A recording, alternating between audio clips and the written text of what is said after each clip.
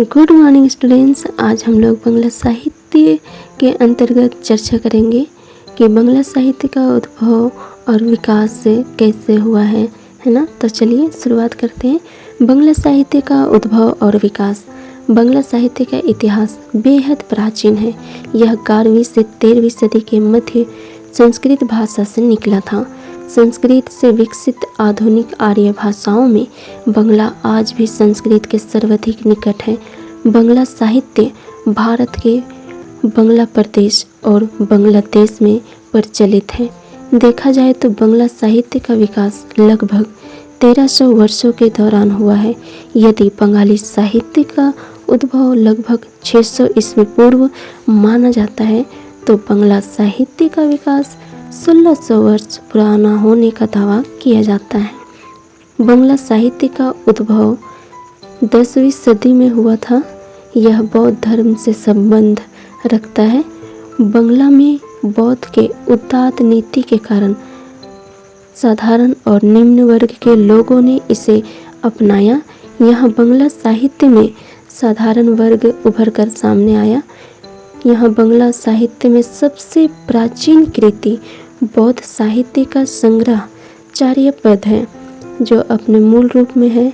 चार्यपद में 46.5 पद हैं। इन पदों में धर्म साधना का उल्लेख, धर्म छोड़कर समाज के नियमों का वर्णन, बांग्लादेश की छवि और जनजीवन के साज श्रृंगार का भी वर्णन देखने को मिलता है।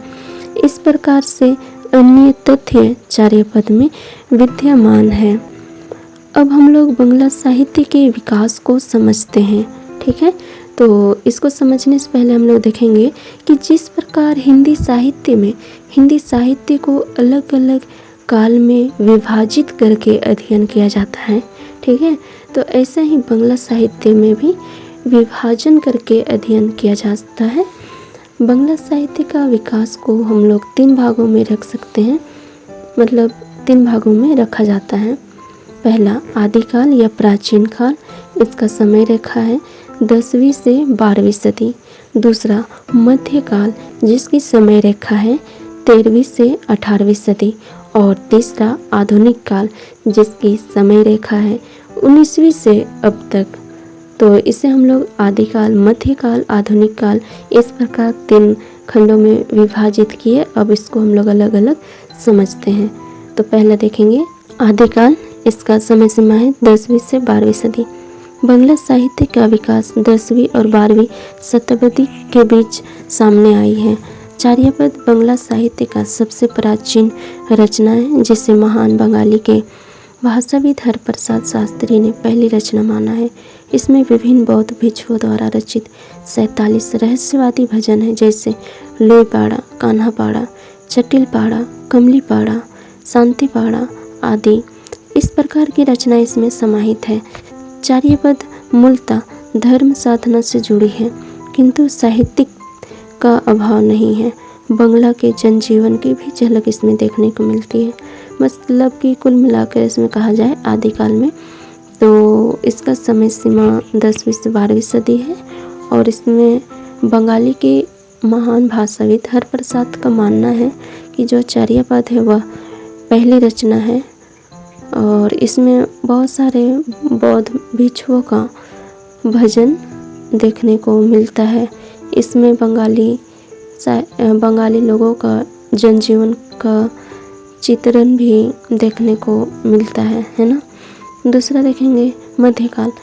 मध्यकाल का समय सीमा है 13वीं से 18वीं शताब्दी। मध्यकाल बंगाली साहित्य की समयावधि भारतीय साहित्य के इतिहास में एक विशाल कालखंड को समाहित करती है। इस काल में अनेक कविताएं, कहावतें और छंद पहली बार सामने आई। बंगाली वर्णमाला काफ़ी हद तक वैसे ही हो गई जैसे वह वर्तमान में है। मुख्यतः इसमें देखा जाए तो धार्मिक सामग्री भी मिलती है।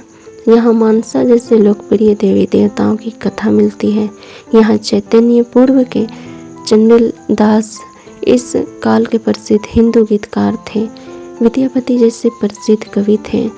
विद्यापति के मैथिली भाषा बंगला के कंठ से मिलकर हिंदी और बंगला को नया रूप दिया।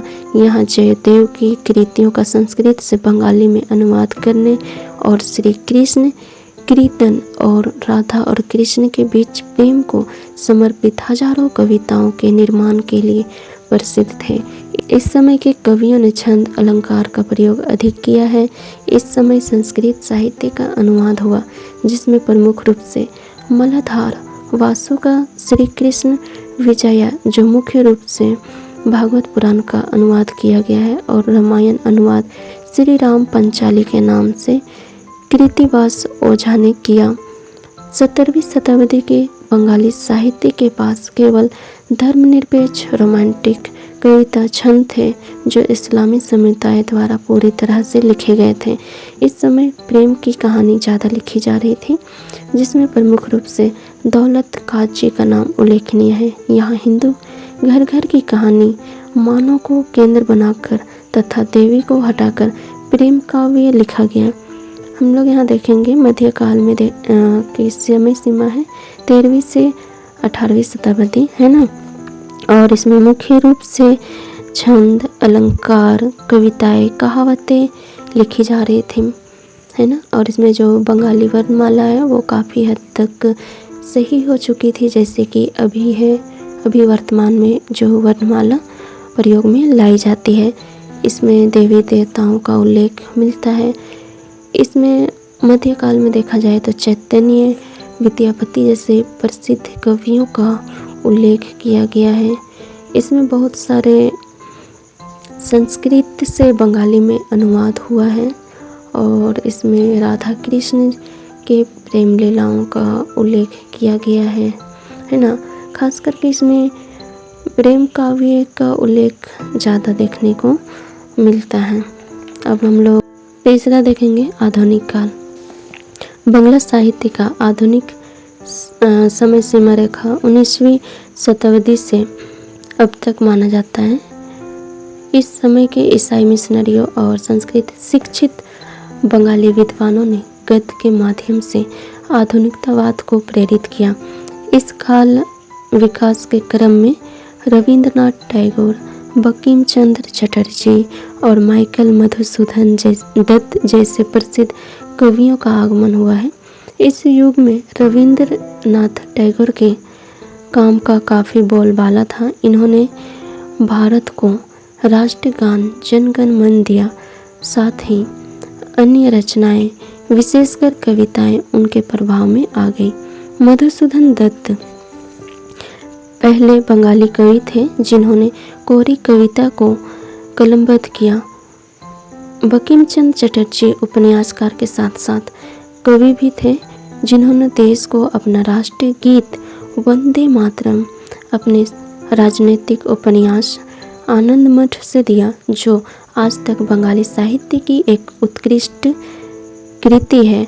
राजशेखर वासु बंगला साहित्य में व्यंग्यात्मक लघु कथा के लिए सबसे प्रसिद्ध लेखक थे। आगे देखें तो बंगाली साहित्य में नजरुल इस्लाम का नाम काफ़ी चर्चा में रहा। उन्होंने ऐसी कविताएं लिखी थी जिन्हें असमानता या अन्याय के खिलाफ आग को हवा दी थी, और साथ ही साथ उनकी दिल को छू लेने वाली रोमांटिक कविताओं के लिए जाना गया।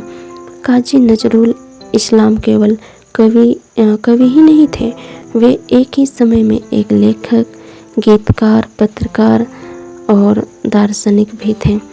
इसी में हम लोग आगे देखते हैं कि 20वीं शताब्दी के प्रारंभ में बंगला साहित्य के आरंभ में एक और चमकते हुए सितारे का उदय हुआ। यह व्यक्ति था शरत चंद्र चट्टोपाध्याय। उन्होंने बहुत अधिक लिखा।